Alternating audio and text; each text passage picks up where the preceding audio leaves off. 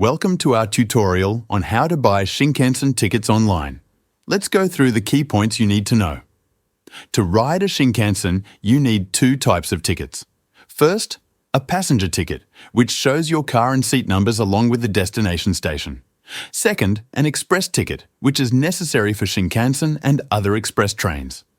Some trains may use a single integrated ticket, but often both types are required, and train attendants will check for them during your journey.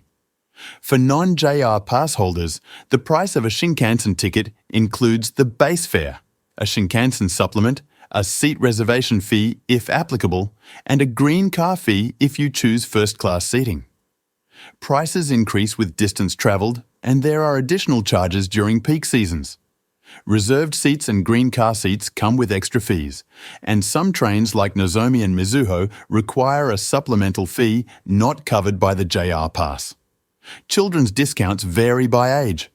Children aged 6 to 11 pay half the adult fare, while young children aged 1 to 5 can travel for free with an adult up to 2 per adult. Infants under 1 year old can also travel for free, with similar conditions. You can buy Shinkansen tickets at ticket counters, machines, or online. At JR ticket offices, provide details like the number of passengers, journey date, departure and destination stations, and seat preferences. For seat reservations, you'll need additional information like train name and number, departure time, and smoking preference. To use your Shinkansen tickets, slide both tickets into the special Shinkansen gates at the station. Check electronic timetables for your platform.